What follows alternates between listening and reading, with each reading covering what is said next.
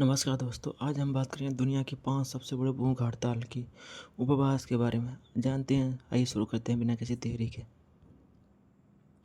स्वागत है आपका अपने चैनल अमर स्टार इंडिया में। आज हम बात करेंगे इतिहास के उन लोगों की जिन्होंने अपने उद्देश्य के लिए भूख और उपवास का संघर्ष का माध्यम बनाया।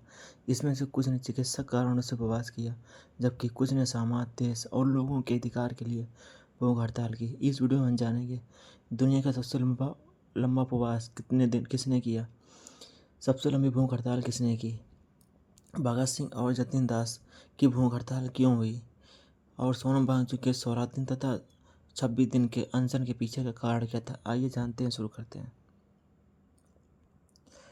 इंग्लिश इंग्लिश बारबेगरी दुनिया के सबसे लंबे दर्ज चिकित्सक उपवास का रिकॉर्ड। स्कॉटलैंड के नाम एंगस बारबेगरी नाम है। उन्होंने 1965 में डॉक्टरों की निगरानी में उपवास शुरू किया था। उनका वजन लगभग 207 किलो था। डॉक्टरों की सलाह पर उन्होंने केवल पानी, विटामिन और खनिज, कुछ आवश्यक पोषक तत्वों के सहारे उपवास जारी रखा। यह उपवास 382 दिन तक चला। जब उनका उपवास समाप्त हुआ तो उनका वजन लगभग 82 किलो रह गया। यह रिकॉर्ड आज भी चिकित्सक इतिहास में सबसे लंबे दर्ज उपवासों में गिना जाता है।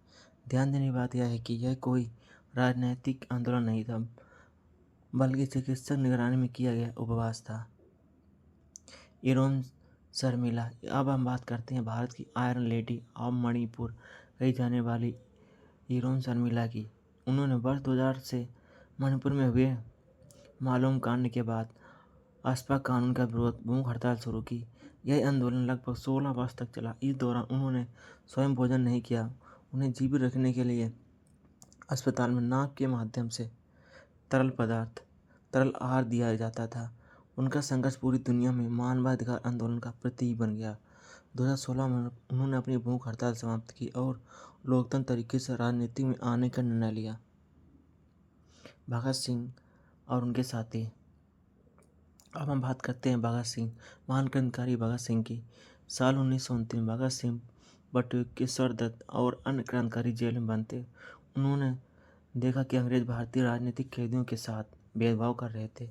भारतीय कैदियों को खराब भोजन, गंदे कपड़े, अमानवीय व्यवहार सुविधाएं दी जा रही थी, जबकि अंग्रेज कैदियों को बेहतर सुविधा मिलती थी। इसके विरोध भगत सिंह उनके साथियों ने लंबी भूख हड़ताल शुरू की। इस आंदोलन ने पूरे भारत का ध्यान अपनी ओर आकर्षित किया, स्वतंत्र आंदोलन को नई ऊर्जा दी। जतिन दास। अब हम बात करते हैं जतिन दास की। यह जतिन दास भी भगत सिंह के साथ भूख हड़ताल में शामिल थे। उन्होंने लगातार 63 दिन तक भोजन ग्रहण नहीं किया।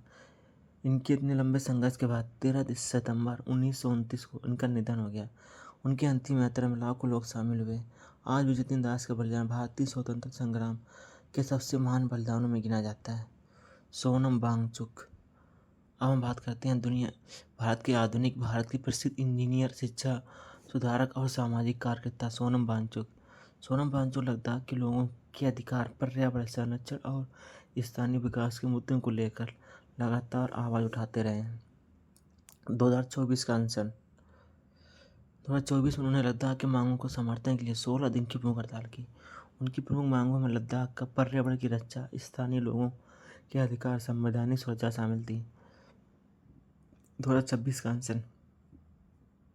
इसके बाद 2026 में उन्होंने एक अलग आंदोलन के दौरान 26 दिन भूख हड़ताल की। सीजेपी के साथ मिलकर आंदोलन किया। यह बाद में सरकार के साथ बातचीत अनशन मिलने के बाद उन्होंने अपना अनशन समाप्त किया। उपवास और भूख हड़ताल में अंतर।